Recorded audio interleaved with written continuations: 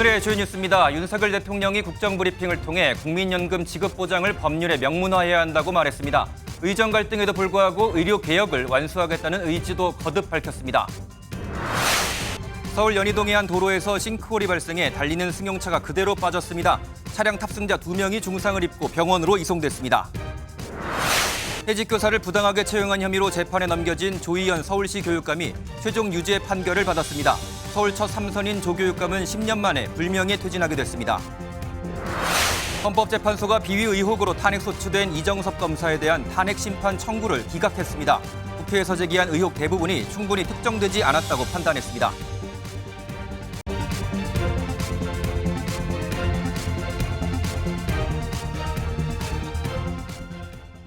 윤석열 대통령이 오늘 오전 취임 후 두 번째 국정 브리핑을 진행했습니다.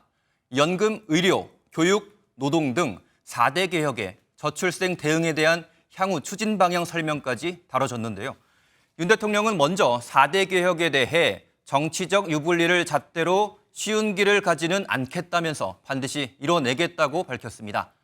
특히 연금 개혁에 대해서는 세대별 보험료율 차등 적용을 승부수로 던지면서 이 청년 세대가 수긍할 수 있도록 하겠다고 설명했는데 국가가 지급 보장하는 걸 법에 명문화하겠다고도 덧붙였습니다. 보건복지부는 다음 달 4일 정부안을 발표할 계획입니다. 오늘 뉴스7은 전남주 기자의 보도로 시작합니다. 연금 개혁에 대한 윤석열 대통령의 의지는 확고했습니다. 지속 가능성과 세대 간 공정성, 노후 소득 보장이라는 연금 개혁 3대 원칙을 제시했습니다. 특히 젊은 세대들을 중심으로 기금 소진과 노년이 됐을 때 연금을 받을 수 있을지에 대한 우려가 큰 상황에서 윤 대통령은 지급 보장을 법에 명문화하겠다고 밝혔습니다. 국가가 지급을 보장한다는 것도 법에 명문화해야 합니다. 그래야 청년들에게 우리도 받을 수 있다는 확신을 심어줄 수 있습니다. 현행 보험료율 9%를 기준으로 적자 시점은 2041년, 소진 시점은 2055년으로 예상됩니다. 가장 오래, 가장 많이 보험료를 내고 연금은 가장 늦게 받는 청년 세대가 수긍하도록 추진하겠다는 설명인데 이를 위해 청년 세대와 중장년 세대의 보험료 인상 속도를 차등화할 필요가 있다고 강조했습니다. 보험료율, 소득 대체율 등 모수 조정과 함께 기금 수익률을 높이고 자동 안정장치를 도입하여 연금의 장기 지속성을 확보해야 합니다. 또 출산과 군복무로 인해 연금 가입 기간에 공백이 생기지 않도록 크레딧도 더 확대하겠다고 말했습니다. 보건복지부는 다음 달 4일 구체적인 내용이 담긴 연금개혁 정부안을 발표할 예정입니다. MBN 뉴스 전남주입니다. 윤 대통령이 손을 대고 있는 분야가 또 있죠. 바로 의료 개혁입니다. 의료 개혁을 멈출 수는 없다면서 반드시 완수하겠다는 의지를 재확인했습니다. 또 의대 증원은 합리적인 계산에 기초한 것이라면서 한동훈 국민의힘 대표가 제안한 의대 증원 유예안을 일축했는데요. 다만 이를 둘러싼 당정 갈등설에 대해서는 전혀 문제가 없다라고 강조했습니다. 전정인 기자가 보도합니다.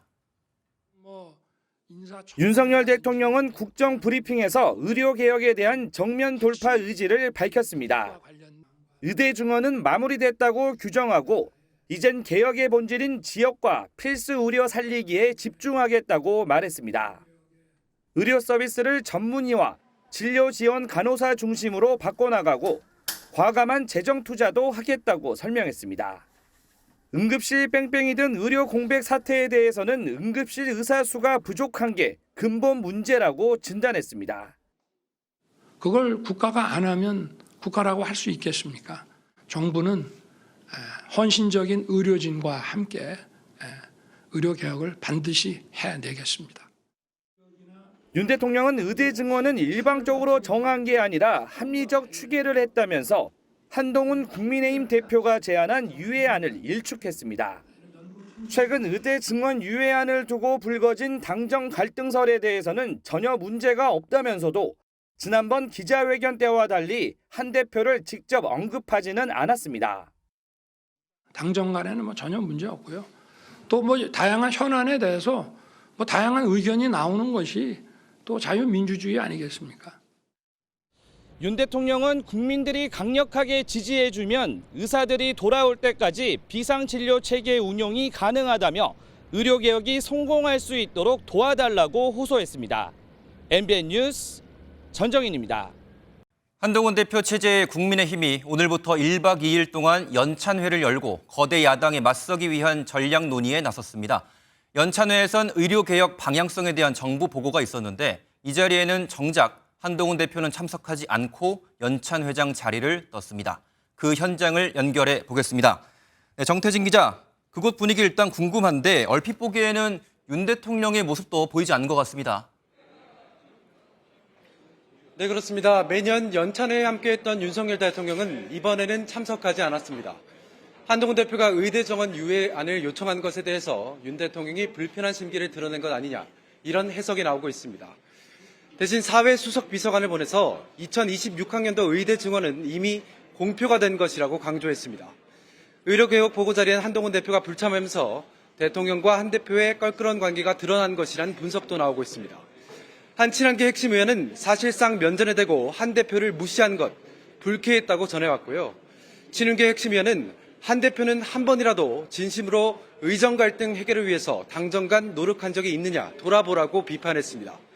한 대표는 오전 최고위에서 당정 갈등은 아니라면서도 물러서지 않았습니다. 일각에서 호도하듯이 마치 보여주기식으로 갑자기 공개한 것이다? 그거 아닙니다. 108명이 부족하지 않다고 강조한 한동훈 대표는 잠시 뒤 의원들과 만찬을 진행하고 이후 언론인들과도 소통하는 시간을 가질 예정입니다.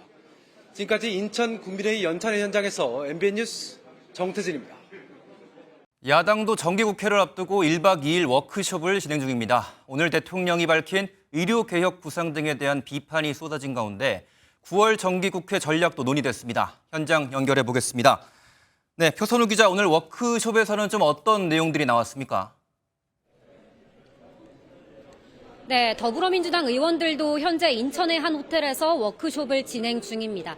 마침 오늘 오전에 있었던 윤석열 대통령의 국정 브리핑에 대한 비판이 이어졌는데요. 무엇보다도 입장에 변화가 없는 윤 대통령의 의료개혁 문제를 두고 국민 생명을 위해 전향적인 자세를 가져야 한다고 꼬집었습니다. 국민들의 생명을 위협하는 의료 대란이 펼쳐지고 있습니다. 대통령의 자존심보다 귀한 게 국민 생명이고 국민의 삶입니다. 특히 의료개혁 문제로 유난 갈등 조짐이 보이는 부분도 파고들었습니다. 이 대표는 정부 여당이 함께 논의해 해결책을 고민해야 하는데 여당 대표만 고민하는 것 같다며 한동훈 대표에 힘을 실었습니다.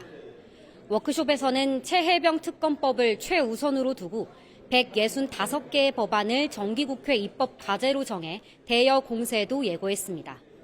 오는 10월 재보궐선거가 치러지는 전남 영광에서 워크숍을 진행 중인 조국혁신당은 윤 대통령의 기자회견에 대해 혼자만 딴 세상에 사는 듯하다고 비판했습니다. 지금까지 민주당 워크숍이 이어지고 있는 인천에서 MBN 뉴스 표선우입니다. 네, 오늘 윤석열 대통령의 국정 브리핑과 기자회견 그리고 여야의 움직임까지 한번 자세히 들여다보겠습니다. 정치부 이기종 기자 나와 있습니다. 어서 오세요.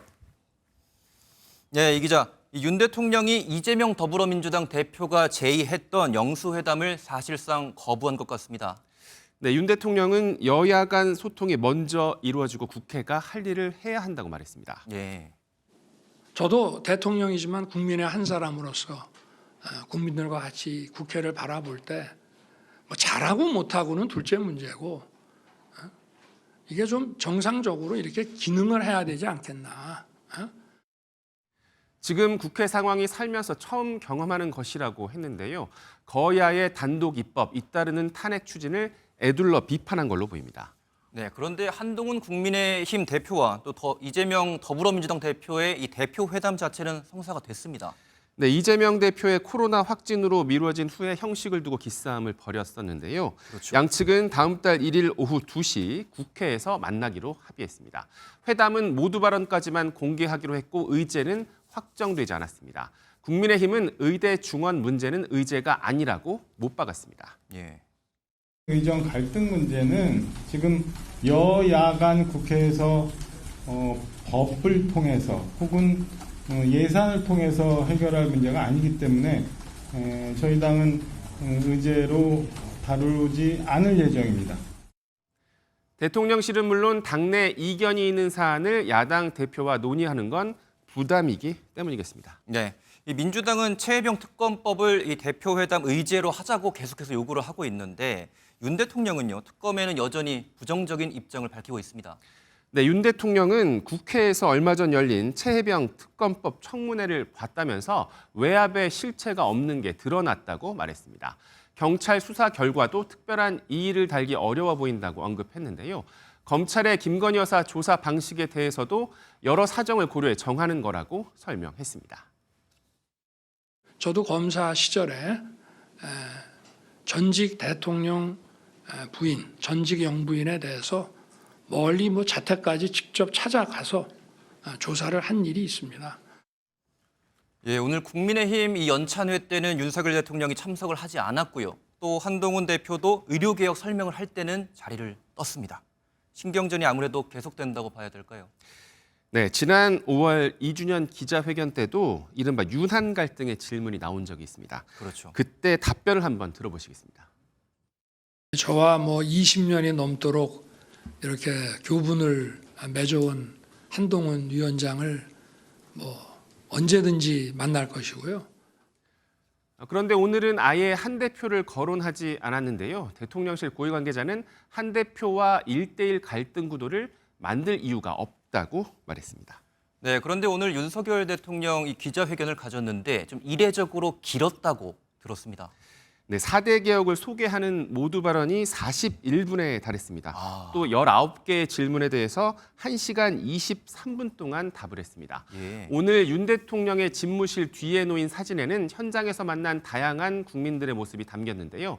대통령실은 국민에게 보답하는 길이 무엇인지 매일같이 새기고 더 열심히 뛰겠다는 각오라고 설명했습니다. 개혁 과제를 두고 직접 국민들을 설득해 전국을 정면 돌파하겠다는 의지를 보였다는 분석입니다.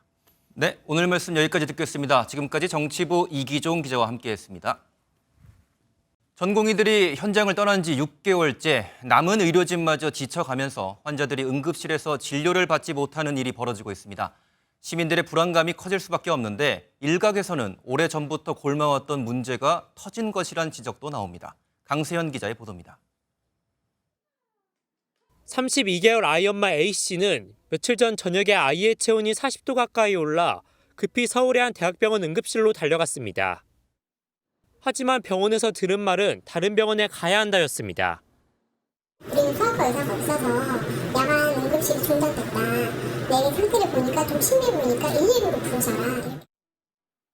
결국 119에서 병원 목록을 받아서 직접 전화를 돌려야 했습니다. 다행히 병원을 찾아 진료를 받았지만 당시를 떠올리면 아직도 아찔합니다. 몸도 떨고 축 처져 있는데 이제 받아주는 데 걱정하니까 무섭고 좀 참담하기도 하고. 서울에서도 야간에 소아과 진료를 보지 않거나 외상 환자를 치료하지 못한다고 공지한 곳이 나오고 있습니다. 일각에선 전공의 이탈 전부터 응급의료에 구멍이 뚫리고 있었다는 지적이 나옵니다. 2020년 4살 김동희 군이 위중한 상태에서 입원을 거부당한 뒤 세상을 떠났고 지난해엔 대구의 한 건물에서 추락한 10대가 수술을 받을 곳을 찾다 숨졌습니다.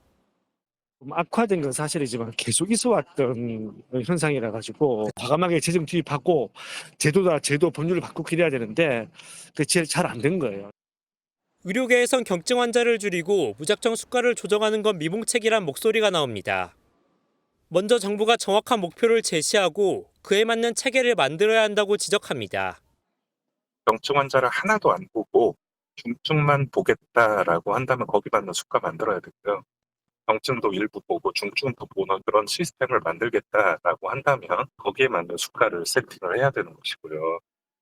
의료강국이라는 자화자찬 속에 응급의료가 골마가는 것을 방치하고 있었던 건 아닌지 되돌아볼 때입니다. MBN 뉴스 강세현입니다.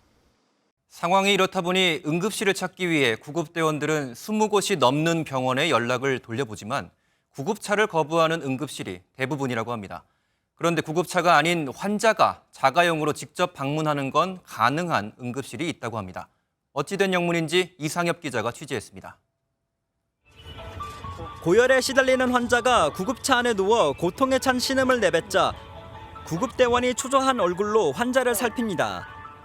한 손에 든 휴대전화로 병원 응급실에 2분 넘게 전화를 하다 겨우 연결됐지만 구급차로는 환자를 이송할 수 없었습니다. 네, 119는 현재 지금 안 되고 저희 병원으로 오시겠다 하시면 자차타고 이동해 주셔야 되는데 오셔도 4-5시간 대기 시간이 너무 길어진다고 하시고요. 구급차 이송이 안 되고 4시간 넘게 기다려야 한다는 말을 듣자 참지 못한 환자는 차라리 집에 가겠다고 말합니다. 좀 올라갔다 갈게. 4-5시간 기다려야 되는데 잠깐 10분만 올라갈게. 구급대원들이 응급 환자를 이송할 때 쓰는 앱입니다. 앱상에서는 응급 환자를 수용할 수 있다고 뜨지만 정작 구급대원들이 연락하면 거절당하는 경우가 부지기수입니다. 일각에서는 병원 평가 문제 때문에 구급차를 들이지 않는 것이라는 주장도 나옵니다. 구급차가 왔을 때 응급실 대기 시간이 길어지면 나쁜 평가를 받아 지원금이 줄어들기에 아예 구급차를 받으려고 하지 않는다는 겁니다. 이 전화상으로 병원에서 거부를 했을 경우는 법적으로 책임 여지가 없습니다. 그런데 환자가 병원 안으로 들어가서 거기에서 거절했을 경우에 법적인 책임이 있기 때문에 소방노조 측은 응급실에서 정당한 사유 없이 환자를 거부할 수 없도록 법을 바꿔야 응급실 뺑뺑이가 줄어들 수 있을 것이라고 강조했습니다. MBN 뉴스 이상엽입니다. 간호법 제정안이 어제 국회를 통과한 덕분에 보건의료노조 파업이 일단락되면서 한숨을 돌렸지만 진통은 여전한데요. 간호사 시험 응시 자격의 학력 제한 규정 폐지에 대한 논의는 다음으로 미뤄지면서 간호조무사들이 강력히 반발하고 있는 상황입니다. 대한간호조무사협회는 추석 이후에 있을 윤한 만찬에서 이 문제를 의제로 다뤄줄 것을 공식 요청하기로 했습니다. 김민수 기자가 보도합니다. 간호법 제정안이 통과된 즉시 배포된 규탄 성명입니다. 대한간호조무사협회는 간호법을 한국판 카스트법이라고 규정했습니다. 간호조무사 시험 응시 자격을 고졸 학력으로 규정하고 있어서입니다. 전문대 간호조무과 졸업생도 시험 응시 자격을 부여해야 한다는 주장은 법안에 반영되지 않았습니다. 협회는 간호법이 학력 제한을 폐지하는 내용까지 담아서 시행될 수 있도록 모든 수단을 동원하겠다고 강조했습니다. 앞으로 저희가 대규모 집회 또 우리 목소리를 낼 수 있는 최대한 할 수 있는 행동들은 다 하겠습니다. 협회는 내일 공문을 보내 윤석열 대통령과 한동훈 대표의 만찬 의제로 학력 제한 문제를 다뤄줄 것을 요청하기로 했습니다. 사회적 논의를 거쳐 추후 개선 방안을 마련한다는 제정 법안의 부대 의견을 조속히 이행하라는 의미에서입니다. 사회적 논의기구 구성 시한에 대해 협회는 적어도 올해 국정감사 기간까지는 마무리가 돼야 한다고 밝혔습니다. MBN 뉴스 김민수입니다. 서울 시내 한 도로에서 갑자기 땅이 푹 꺼지면서 그 위를 달리던 승용차가 통째로 빠졌습니다. 차량에 타고 있던 2명은 중상을 입고 병원으로 옮겨졌는데요. 사고 직전에 평소보다 도로가 심하게 덜컹거린다는 신고가 접수되기도 했습니다. 심동욱 기자가 보도합니다. 도로를 달리던 차량이 바닥에 난 구멍을 보지 못하고 그대로 처박힙니다. 구멍 깊숙이 빠진 차량은 바퀴만 간신히 도로에 걸쳐 있습니다. 오늘 오전 11시 25분쯤 서울 연희동의 한 도로에서 가로 6m, 세로 4m, 깊이 2.5m의 땅꺼짐이 발생해 차량이 빠지는 사고가 났습니다. 주변에서 보고 다들 놀래가지고 어떻게 도로에서 이런 일이 일어날까 다들 걱정하시고 그랬습니다. 이 사고로 차량에 타고 있던 2명이 병원에 옮겨졌는데 70대 여성은 심폐소생술을 받으며 병원에 이송된 것으로 확인됐습니다. 차량 한 대가 완전히 빠질 정도로 깊은 싱크홀인데요. 차량을 꺼낸 뒤에도 4차선 도로가 전면 통제된 모습입니다. 사고가 발생하기 10분 전쯤에는 사고 장소를 지나는 차량들이 평소보다 심하게 덜컹거린다는 신고가 접수되기도 했습니다. 해당 도로를 관리하는 서울시는 지난 5월 시행된 정기점검 때는 문제점이 발견되지 않았다고 밝혔습니다. 경찰과 소방당국은 사고 현장을 수습하는 한편 정확한 사고 원인을 조사하고 있습니다. MBN 뉴스 심동욱입니다. 서울 강남의 유명 척추병원 회장이 병원 계열사 임원진을 성폭행했다는 주장이 제기됐습니다. 수년간 성노예 생활을 해왔다는 건데 회장 측은 반박에 나섰습니다. 안정무 기자입니다. 서울 강남의 한 유명 척추 전문 병원입니다. 어제 이 병원의 회장 70대 A씨가 병원 계열사의 임원인 B씨를 수년간 성폭행했다는 내용의 고소장이 경찰에 접수됐습니다. 지난 2015년부터 올해 5월까지 A씨가 직장 내 수직적인 관계를 이용해 자신을 강간했다는 겁니다. 고소인 B씨는 MBN 취재진에 그룹 안에서는 A씨가 왕이지 않느냐며 24시간 대기해야 하는 성노예 생활에 몸과 마음이 피폐해졌다고 고소 취지를 설명했습니다. B씨는 취재진에게 A씨의 혐의를 입증할 객관적인 증거 자료를 경찰에 제출했다고 주장했습니다. 하지만 A씨 측은 B씨 측 주장을 강하게 반박했습니다. 정말로 사람이 저렇게 포장을 하는 수도 있구나. 부적절한 관계에 있었던 건 사실인데 그게 이제 뭐 위력, 폭력 그런 건 아니라는 거죠. B씨가 A씨와 관계를 맺으면서 금전적 이익을 취했고 또 한 번 이익을 취하기 위해 성폭행 혐의로 고소했다는 겁니다. 또 A씨 측은 둘 사이의 관계가 위력에 의한 게 아닌 수평적인 관계에서 맺어졌음을 입증할 수 있는 자료를 확보하고 있다며 B씨를 무고죄로 맞고소했습니다. 경찰은 일정을 조율하는 대로 고소인과 피고소인을 차례로 불러 조사할 예정입니다. MBN 뉴스 안정모입니다. 직선제 도입 이후 처음으로 3선 고지에 오르면서 서울시의 교육 정책을 10년간 이끌어왔던 조희연 전 교육감이 결국 직을 잃었습니다. 6년 전 해직 교사들을 부정 채용한 혐의에 대해 대법원이 유죄를 확정한 겁니다. 조 전 교육감마저 중도에 불명예 퇴진하면서 서울시 교육감 잔혹사가 되풀이됐단 말이 나옵니다. 박유영 기자입니다. 대법원 판결 직후 서울시 교육청 내부가 아닌 밖에서 기자회견을 연 조희연 전 서울시 교육감은 만감히 교차하는 얼굴로 입을 뗐습니다. 해직 교사를 복직시켰다는 이유로 교육감이 해직되는 이 기막힌 현실에 대해 당시 결정에 대해서는 지금도 후회가 없습니다. 교육계의 역사적 화해를 위한 조치였으며 2014년 첫 임기 이후 3선에 성공, 10년간 서울교육을 책임진 조 전 교육감이지만 정치 중립을 위반해 해직된 정교조 교사 등 5명을 채용한 일이 끝내 발목을 잡았습니다.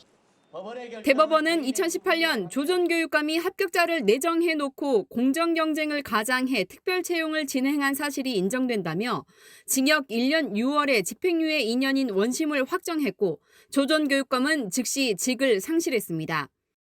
채용 과정에서 특혜 논란을 지적한 주변 반대를 묵살한 채 조 전 교육감이 단독 결재한 점도 유죄 근거로 작용했습니다.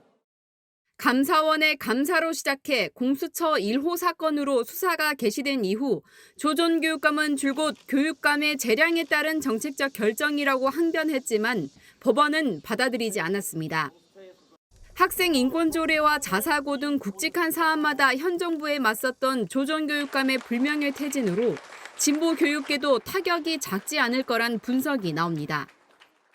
정치권에선 벌써 10월 16일 보궐선거에 나설 서울시 교육감 후보를 찾는 움직임이 분주한 가운데 수장 공백에 따른 서울 교육 현장의 혼란은 당분간 불가피할 것으로 보입니다. MBN 뉴스 박영입니다. 더불어민주당의 주도로 국회에서 탄핵이 추진됐던 이정섭 검사에 대해 헌법재판소가 전원일치로 파면은 정당하지 않다는 결론을 내렸습니다. 헌정사상 첫 탄핵 검사가 될지 관심이 쏠렸는데 헌재는 지난 5월 안동환 검사에 이어 또다시 검사 탄핵안을 기각했습니다. 이혁재 기자입니다. 각종 비위 의혹이 불거진 이정섭 대전고검검사의 탄핵안이 헌법재판소에서 헌법재판관 9명 전원일치 의견으로 기각됐습니다. 주문, 이 사건 심판 청구를 기각한다. 헌재는 이 검사의 처난 마약 사건 수사 무마 의혹 등에서 사실관계가 명확히 드러나지 않아 탄핵 소추 사유로 판단하기 어렵다고 설명했습니다. 또 위장 전입 의혹에 대해서는 직무집행과 관계가 없는 행위라며 탄핵 사유가 될 수 없다고 지적했습니다. 이 검사가 김학의 전 차관 뇌물죄 재판에서 증인을 신문전에 면담한 부분에 대해서는 파면할 사유가 아니라고 봤습니다. 지난 5월 안동환 부산지검 차장검사에 이어 열린 헌정사상 두 번째 검사 탄핵 심판이었는데 헌재는 잇따라 기각 결론을 내렸습니다. 민주당은 헌재 선고에 대해 매우 유감이라고 밝혔고 국민의힘은 민주당을 향해 사과하고 책임지라고 지적했습니다. 현재 국회에는 이재명 대표의 수사에 관여한 검사 등 현직 검사 4명에 대해 탄핵소추안도 민주당 주도로 발의돼 있습니다. 검사들에 대한 추가 탄핵소추안이 국회에서 통과되더라도 헌재에서 기각될 가능성이 커진 만큼 검사 탄핵을 둘러싼 야당과 검찰의 갈등의 골은 더 깊어질 전망입니다. MBN 뉴스 역재입니다. 제조공장 화재로 23명이 숨진 1차 전지업체 아리셀의 대표가 중대재해처벌법 위반 혐의로 구속됐습니다. 지난 2022년 중대재해법 시행 이후 업체 대표가 수사 단계에서 구속된 건 이번이 처음입니다. 윤기란 기자입니다. 법원에서 영장실질 심사를 받은 아리셀 박승관 대표가 경찰서 유치장으로 들어갑니다. 영장심사에서 어떤 이야기 하셨습니까? 불법 파전 혐의 인정하십니까? 무리하게 행사 목표 잡은 이유가 뭡니까?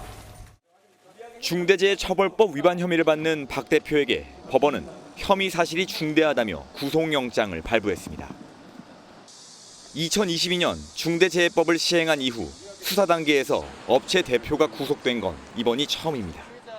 그동안 업체 대표가 실형을 선고받고 법정 구속된 사례는 몇 건 있었지만 모두 불구속 상태로 수사와 재판을 받았습니다. 박 대표가 중처법 위반으로 처벌받게 되면 산업안전보건법 위반보다 훨씬 무거운 형량이 적용됩니다. 박 대표의 구속 소식을 들은 유가족들은 중대재해 참사 해결에 첫 걸음을 내디뎠다며 모든 범죄를 명명백백 밝혀달라고 촉구했습니다. 억울하다. 우리 유가족들 너무 억울해서 사는 게 사는가 하니까. 9개월 동안 3건의 사망사고가 난 영풍 석포재련소의 박영민 대표도 중처법 위반 혐의로 오늘 구속되면서 아리셀 대표에 이어 수사 단계에서 구속된 두 번째 사례가 됐습니다. MBN 뉴스 윤기란입니다. 딥페이크 성범죄의 피해에 숨죽인 사람들, 특히 학교 현장을 중심으로 적지 않을 걸로 예상됐는데요. 실제로 교원단체가 이틀간 피해 신고를 받아봤더니 무려 2,000건 넘게 무더기로 접수가 들어왔습니다. 대학가에서도 해결책을 촉구하는 여론이 확산하고 있습니다. 안병수 기자의 보도입니다. 알기 어렵습니다. 교육당국이 발표한 학교 현장의 딥페이크 피해 신고는 약 200건. 하지만 교원단체가 직접 파악하자 그 10배가 넘었습니다. 불과 이틀간 전국 학교를 대상으로 실태 조사한 결과 2,500건에 육박하는 무더기 신고가 접수됐습니다. 이 가운데 20%는 실제 피해를 입거나 협박 등 간접 피해를 호소했습니다. 이 사건에 대한 응답자들의 의견입니다. N번방 이후 달라진 게 뭐냐? 불쾌하고 역겹다. 주변 친구들이 이 일로 인해 두려워하는 게 슬프다. 지원 방안으로는 영상물 삭제, 재발 방지 대책으로는 처벌 규정 강화가 가장 시급한 것으로 꼽혔습니다. 실제 피해 규모가 더욱 심각한 것으로 나타난 가운데 대학가에서도 공분의 목소리가 커지고 있습니다.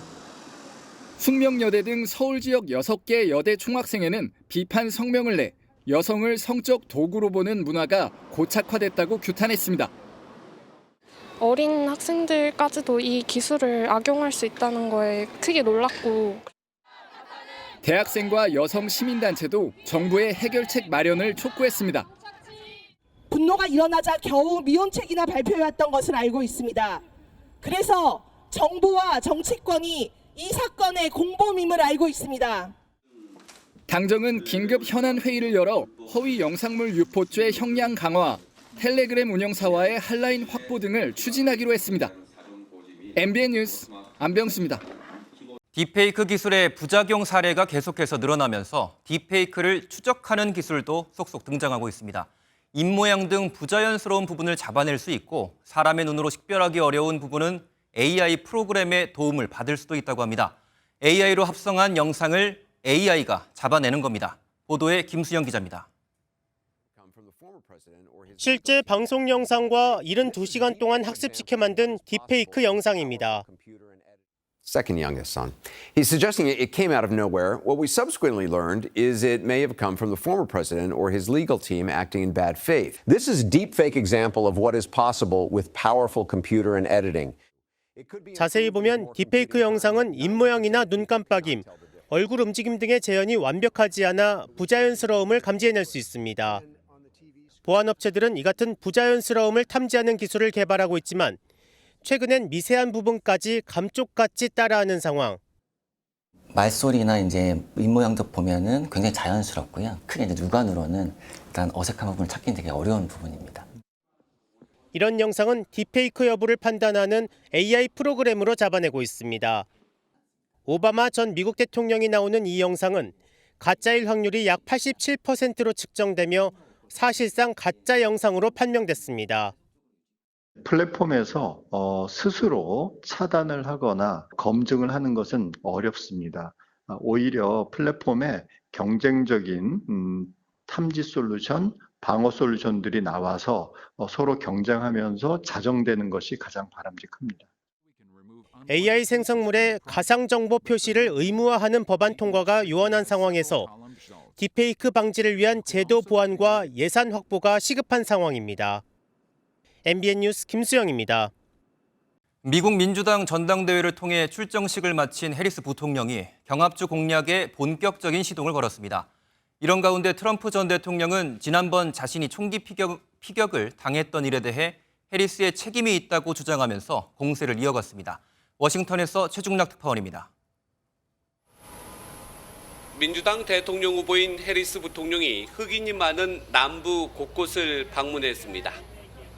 부통령 후보인 월주와 함께 이틀 일정으로 버스 유세를 시작하며 학생과 젊은 층에 다가갔습니다. All of you, you are leaders. By the very fact that you all are here in this room, doing what you do at this incredible school. 이런 가운데 쿡 폴리티컬 리포트는 노스캐롤라이나주를 공화당 우세에서 경합으로 조정하면서 경합주는 7곳으로 늘어났다고 분석했습니다. 여론조사에서는 해리스 부통령이 48%, 트럼프 전 대통령 47%로 초박빙 양상으로 조사됐습니다. 한편 트럼프 전 대통령은 자신의 피격 사건과 관련해 해리스 부통령도 책임이 있다고 주장했습니다. You know, when this happened, people would ask, whose fault is it? I think to a certain extent it's Biden's fault and Harris's fault. 또한 자신을 민주주의에 대한 위협이라고 말하면서 잠재적 암살자를 움직였다고 말했습니다.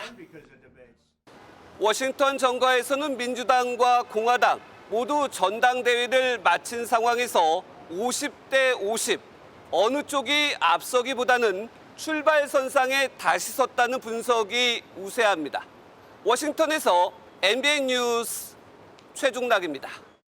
AI 기술의 악용 문제는 미국에서도 골칫거리입니다. 대선을 앞두고 최근 온라인상에서 젊은 여성 유권자들이 트럼프 전 대통령에 대한 지지를 독려하는 계정들이 등장했는데 알고 보니 미국 대선과는 전혀 상관이 없는 유럽 국적 여성들의 사진을 도용한 가짜 계정들인 것으로 드러났습니다. 주진희 기자가 보도합니다. 계정 소유자의 신원 확인을 의미하는 파란 배지를 달고 트럼프를 지지해주면 당신을 팔로우하겠다고 적은 젊은 여성의 계정입니다. 어떤 여성의 사진은 모자 부분이 미국을 다시 위대하게라는 트럼프의 마가 캠페인 글귀로 바뀌어 있습니다. 모두 가짜 계정입니다. 이 계정의 사진을 도용당한 여성들은 뒤늦게 이 사실을 알아차리고 분노했습니다. To be honest, what the I have nothing to do with the United States, with Trump or the political things over there. CNN은 미국 대선과 관련해 독일, 네덜란드 등 모델과 인플루언서 여성들의 사진을 도용한 가짜 계정 56개를 확인했다고 보도했습니다. 대부분 트럼프 후보를 지지하는 계정이었습니다. To X regarding these accounts but did not receive a response. However, in the past 24 hours, X did take down the majority of these accounts. There's also no indication that the Trump campaign was involved. 최근 테일러 스위프트의 트럼프 지지 AI 영상, 바이든 대통령에 투표하지 말라는 AI 목소리 등 가짜 제작물이 쏟아지고 있습니다. 미국의 42개 주에서 AI 가짜뉴스 규제 법안을 마련하고 구글 등 기업들도 가짜 콘텐츠 제작과 유통을 제한하는 등 대책 마련에 나섰습니다. MBN 뉴스 주진입니다. 이번엔 중국으로 가볼까요? 조 바이든 미국 대통령이 파견한 제이크 설리번 백악관 국가안보보좌관이 양국 정상 간 통화라는 성과를 얻어냈습니다. 이번 방중 자체가 미국이 대선을 앞두고 중국에 러브콜을 보내려는 의도가 강했던 만큼 성공적인 방중으로 평가됩니다. 베이징에서 김한준 특파원입니다. 제이크 설리번 백악관 국가안보 보좌관은 조 바이든 미국 대통령의 외교 책사라는 별명답게 사흘간의 방중 기간 동안 자신의 숙제를 완수했습니다. 70여일 앞으로 다가온 미 대선을 앞두고 중국과의 갈등이 불거지지 않도록 조율하기 위한 특명을 받은 것으로 알려졌는데 소기의 성과를 거뒀습니다. 설리번 보좌관은 시진핑 국가주석까지 만나며 몇 주 안에 소통하고 싶다는 바이든 대통령의 뜻을 직접 전달했습니다. 이에 따라 이르면 다음 달 바이든 대통령과 시진핑 주석의 전화통화가 이뤄질 전망입니다. 두 정상의 마지막 통화는 지난 4월이었습니다. 특히 중국 외교부가 이번 회동에서 새로운 상호작용에 대해 논의했다고 밝힌 만큼 통화에 이어 올해 안에 정상회담 개최까지 추진될 것으로 보입니다. 오는 11월 대선이 치러지기 전까지는 양국 간 갈등 요소가 사실상 사라진 셈입니다. 同时避免泛政治化、泛安全化，影响到两国之间的经济合作。 다만 최대 현안인 대만 독립 문제와 미국의 중국 경제 규제에 대해서는 별다른 합의점을 찾지 못했습니다. 중국과 미국과의 긴장을 완화하는 데 기여한 설리번 보좌관은 사흘간의 방중 일정을 마치고 미국으로 돌아갔습니다. 베이징에서 MBN 뉴스 김한준입니다. 일본은 지금 주택을 무너뜨릴 만큼 위력이 강한 제10호 태풍 산산 때문에 초비상입니다. 오늘 오전 규슈 남부지방에 상륙해 폭우와 돌풍이 잇따르면서 피해가 속출하고 있습니다. 결국 무려 225만여 명에게 대피령이 내려졌습니다. 최희지 기자가 현지 교민에게 자세한 상황을 들어봤습니다. 강한 비바람에 앞이 잘 보이지 않습니다. 거리에는 물이 차올랐고 태풍의 위력에 부서진 잔해들이 곳곳에 널브러져 있습니다. 오늘 오전 일본 규슈에 상륙한 제10호 태풍 산산으로 엄청난 양의 비가 쏟아지고 있습니다. 특히 미야자키현 같은 일부 지역에는 오후 2시 40분 기준 48시간 동안 내린 비만 전 세계 연평균 강수량 800mm 수준에 달합니다. 강풍으로 피해가 잇따르자 규슈 등에 거주하는 주민 225만여 명의 대피령이 내려졌습니다. 지금 태풍이 이제 오니까 그거에 대해서 지금 이제 경보를 이제 올렸는데 대비를 해야 되는 부분인 것 같고 뉴스를 계속 지금 확인을 해야 되는 상황인 것 같습니다. 강한 위력을 지닌 태풍으로 곳곳에 전기가 끊겨 25만 가구 넘게 정전 피해를 겪고 있습니다. 인명피해도 늘고 있는데 규슈 지역 안에서만 여러 명이 숨지고 수십 명이 다쳤습니다. 우산 쓰고 나가기 부담되는 지금 날씨고 힘든 상황이라 가지고 식사제나 음식을 이제 준비를 해가지고 오늘 내일 정도는 계속 지금 가능한 외출을 이제 좀 자제하는 것 같아요. 이번 태풍은 4km에서 10km로 이동 속도가 느려 호우나 폭풍의 영향이 지속될 전망입니다. MBN 뉴스 최희지입니다. 전세보증금 수백억 원을 가로챈 일명 건축왕에게 1심은 징역 15년을 선고했지만 그제 2심에선 형량이 반토막이 났죠. 피해자들은 납득하기 어렵다며 울분을 토했는데 법원은 처음부터 돌려주지 않겠다는 고의성이 없었다면 사기가 아니라고 봤습니다. 문제는 다른 전세 사기 재판이 앞으로 줄줄이란 건데요. 먼저 노승환 기자가 보도합니다. 검찰은 이른바 건축왕 남모 씨가 세입자들에게 받은 전세보증금 148억 원이 전부 사기에 해당한다고 봤습니다. 2심 재판부의 판단은 달랐습니다. 지난 2월 1심 재판부가 남 씨에게 내린 징역 15년형을 최근 징역 7년으로 크게 줄였습니다. 가장 논란이 되는 대목은 2심 재판부가 전세보증금을 가로챈 행위에 고의성이 짙지 않으면 사기로 보지 않았다는 점입니다. 남 씨의 자금난이 시작된 2022년 1월 이전에 받은 보증금 80억 원은 돌려주지 않을 목적으로 받은 건 아니라는 요지입니다. 문제는 앞으로입니다. 남 씨는 같은 법원에서 388억 원 규모의 전세 사기 사건으로도 재판을 받고 있는데 이번 2심 판결대로라면 다음에도 대부분 무죄가 나올 수 있습니다. 전세 사기왕 남 씨에게 보증금을 돌려받지 못한 2,000명 가까운 세입자들은 납득할 수가 없습니다. 제가 모든 국민에게 사기치려 하고 있습니다. 이게 대한민국입니다. 인천지검 역시 이번 2심 판결을 받아들일 수 없다며 대법원에 상고하겠다고 밝혔습니다. MBN 뉴스 노승환입니다. 네, 전국구 강서영 기자와 추적 이어갑니다. 강 기자, 애초에 떼어먹을 생각이 없었다면 사기가 아니다. 피해를 입은 사람 입장에선 굉장히 황당한 이야기인데 무슨 뜻인가요? 네, 우선 전세보증금 1억 원인 집이 있다고 해보겠습니다. 네. 그런데 1억 원은 건축왕 남모 씨가 자금난에 빠지기 전에 받은 보증금이고 돈줄이 막힌 다음에 재계약하면서 1,000만 원을 올렸습니다. 이제 보증금은 1억 1,000만 원이고 세입자는 이 보증금을 전부 빼앗겼는데요. 2심 판결은 남 씨가 돈줄이 막혀서 못 돌려주게 된 1,000만 원만 사기에 해당하고 1억 원을 못 돌려주는 건 사기가 아니라고 한 겁니다. 자, 이렇게 될 때 남 씨가 파산하게 되면 피해자는 이 1억 원을 영영 돌려받을 길이 없어집니다. 네. 법원은 돈줄이 막힌 시점을 2022년 1월이라고 못 박았는데요.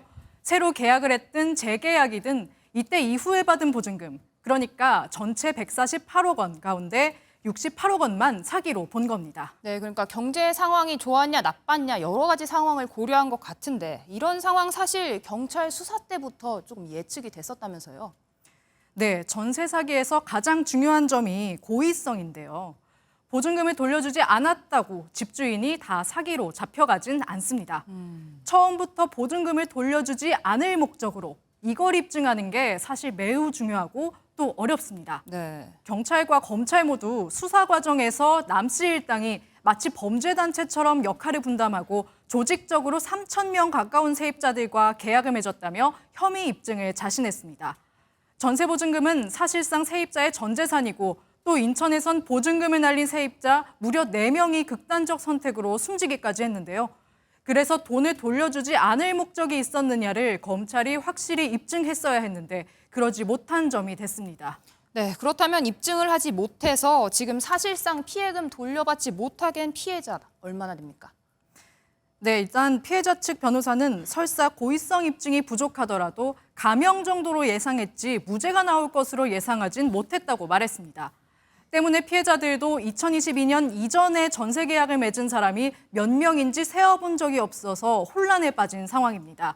다만 사건을 접수 중인 경찰에 따르면 최근 추가된 1,000명의 전세 사기 피해자들 중 대부분이 2022년 이전 전세 계약자인 것으로 알려져서 파장이 커질 것으로 보입니다. 네, 대법원 판결까지 지켜봐야겠네요. 강 기자, 여기까지 듣겠습니다. 정부가 88 부동산 대책을 통해 서울과 인근의 그린벨트를 대거 해제하기로 했죠. 그런데 후보지로 떠오른 상당수 부지가 이미 기획부동산의 지분 쪼개기에 먹잇감이 된 걸로 드러났습니다. 이 대책이 발표되기 직전에 한 필지에 30명이 소유자로 이름을 올린 땅도 있다고 합니다. 이승민 기자가 취재했습니다. 서울 강동구의 한 개발 제한 구역입니다. 등기부 등본을 확인해 보니 지난달 27명이 동시에 소유자로 이름을 올렸습니다. 진입로도 없는 야산이지만 그린벨트 해제 후보지 중 하나로 꼽힌 탓입니다. 한 업체가 1억 7천만 원에 사들인 뒤 지분을 쪼개 팔았는데 한 달 만에 챙긴 차익은 3억 4천만 원에 달합니다. 이곳뿐만이 아닙니다.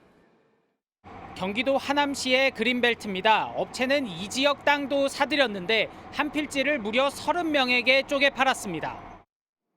투자자들은 수천만 원을 내고 지분을 샀는데 업체가 불과 나흘 전에 산 가격보다 3배나 더 비쌌습니다. 기획부동산 매물들이 많이 있어요. 지금 그 지분 쪼개기 해서 사신 분들도 자기 땅이 어디인지도 몰라요. 그냥 사는 거예요, 그냥. 실제 서울의 그린벨트 거래 금액은 올해 948억 원으로 이미 작년 전체 규모를 넘어섰는데 이 중 75%가 지분 거래로 이루어졌습니다. 문제는 땅 주인이 많아지면 그린벨트를 풀어 합리적인 가격에 주택을 공급하겠다는 정부 정책이 차질을 빚을 수 있다는 겁니다. 원가 상승이 되면 이제 분양가에 대한 부분으로 해서 아무래도 부담이 되기 때문에 저렴하게 공급하기로 했던 부분에서 가격이 상대적으로 좀 올라갈 수 있는 리스크가. 정부는 88 공급 대책을 발표한 직후 서울 전체와 경기 일부 지역의 그린벨트를 토지거래 허가구역으로 지정했지만 선제적인 조처가 필요했던 것 아니냐는 지적이 나옵니다. MBN 뉴스 이승민입니다. 지난 2달 동안 유례 없는 폭염으로 밤낮 에어컨을 틀며 전기요금 폭탄이 현실이 되고 있습니다. 최근 7월 달 고지서를 받아들고 깜짝 놀란 분들 많으실 텐데요. 8월엔 역대 최고 요금을 기록할 가능성이 높다고 합니다. 걱정되는 마음에 실시간 전기요금을 확인할 수 있는 앱 사용자도 부쩍 늘었습니다. 고정수 기자입니다. 서울 은평구의 무인 아이스크림 상점입니다. 냉동고와 냉방기를 계속 돌려야 해 전기요금에 민감한 업종인데 지난 6월부터 요금이 급격히 뛰었습니다. 7월분은 이보다도 더 가파르게 올랐습니다. 지금도 많이 나왔지만 지금도 80만 원이 넘었으니까 많이 나온 거거든요. 다음 달 되면 더 많이 나와요. 8월 달이 더 뜨거웠으니까. 문제는 이번 달분입니다. 계속되는 폭염에 역대 최고치였던 작년 8월에 평균 1일 최대 전력 82기가와트를 넘는 날이 이번 달 절반이 넘었습니다. 지난 20일 97기가와트를 넘는 역대 최대 1일 전력을 기록한 이후에도 사용량은 늘어나는 추세입니다. 1일 최대 전력은 지난주 90기가와트 밑으로 떨어지지 않았습니다. 이런 추세라면 8월 평균 1일 최대 전력과 8월 전기요금 또한 역대 최고를 기록할 가능성이 큽니다. 이렇다 보니 사람들은 예상요금을 계산하거나 조회할 수 있는 앱에 몰리고 있습니다. 한국전력이 운영하는 모바일 앱 사용자는 폭염이 본격화된 지난달에 10만 명가량이나 늘었습니다. 폭염 지속기간이 매년 늘어나는 가운데 전기료 부담 완화와 안정적인 전력 공급을 위한 설비 확충이 시급하다는 지적이 나옵니다. MBN 뉴스 고정수입니다.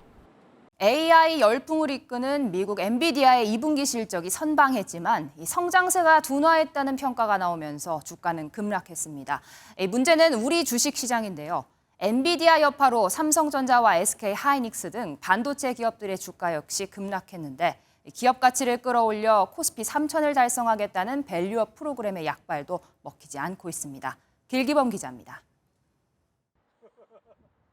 미국 엔비디아의 2분기 매출액은 300억 4천만 달러, 우리 돈으로 40조 1,785억 원에 달합니다. 시장 조사 업체들이 예상한 287억 달러를 웃도는 수치로 분기 매출이 300억 달러를 넘어선 건 이번이 처음입니다. 하지만 엔비디아 주가는 2.1% 하락 마감했고 실적 발표 이후 시간 외 거래에서는 7% 가까이 떨어졌습니다. 3분기 연속 200% 이상의 성장률을 기록하다 이번엔 122% 성장에 그치면서 AI 산업의 성장세가 둔화한 것 아니냐는 판단 때문입니다. 우리 반도체 기업들도 곧바로 직격탄을 맞았습니다. 삼성전자는 3.14% 떨어졌고 SK하이닉스와 한미반도체는 각각 5%와 9% 넘게 하락 마감했습니다. 엔비디아 빼고는 반도체 내에서 지금 얘기할 수 있는 게 없으니까 지금 모든 반도체에 대한 투자가 AI 또는 데이터 센터 이런 쪽으로만 이제 집중이 되고 있으니까 그런 거거든요. 국내 기업 주가가 너무 저평가되어 있다며 금융당국과 자산업계가 밸류업 프로그램을 추진해왔지만 미국발 악재를 견뎌내기에는 턱없이 역부족입니다. 증권사는 자금 중개자이자 기관 투자자의 하나로서 밸류업 기업으로의 자금 흐름을 이끌어 나갈 필요가 있습니다. 국내 기관과 개인이 여전히 미국 주식을 선호하고 정치권이 금융투자세 도입까지 추진하고 있어 올해 안에도 코스피가 3,000을 넘기 어려울 것이란 비관론이 커지고 있습니다. MBN 뉴스 길기범입니다. 이렇게 시장이 요동칠수록 핵심 기술력을 갖췄느냐가 중요해지죠. SK하이닉스가 세계 최초로 10나노급 6세대 D램을 개발하는 데 성공했다고 밝혔습니다. 앞서 5세대급 양산은 삼성전자가 불과 열을 빨랐는데 이번엔 SK하이닉스가 앞서며 두 회사의 경쟁 더 치열해질 전망입니다. 박통일 기자입니다. SK하이닉스는 6세대 기술이 적용된 16기가비트 D램을 개발하는 데 성공했다고 밝혔습니다. 현존하는 D램 가운데 가장 미세화된 10나노대급 기술입니다. 10나노 5세대 D램 양산 소식은 지난해 5월 삼성전자가 SK하이닉스보다 앞서 발표했습니다. 반면 6세대 개발은 SK하이닉스가 선수를 치면서 초미세공정 기술을 둘러싼 경쟁이 가열되는 모습입니다. SK하이닉스의 6세대 D램은 이전 세대 대비 11% 빨라지고 전력 효율은 9% 이상 개선됐습니다. SK하이닉스 측은 해당 기술을 데이터 센터에 적용하면 전력 비용을 이전보다 30%까지 줄일 수 있을 것으로 기대하고 있습니다. 극자외선 EUV 공정 방식과 설계 기술 혁신을 통해 원가 경쟁력까지 확보했다는 평가입니다. 초미세 패턴 공정을 적용하는 게 가장 핵심적인 기술이거든요. 그거를 선제적으로 적용을 해서 소비 전력과 성능을 전체적으로 개선을 계속하기 위한 그런 단계별 그런 순서라는 거죠. 지금.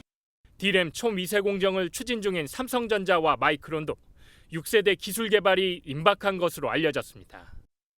SK 하이닉스는 6세대 기술을 향후 차세대 고대역폭 메모리 등에도 적용한다는 계획입니다. MBN 뉴스 박통일입니다.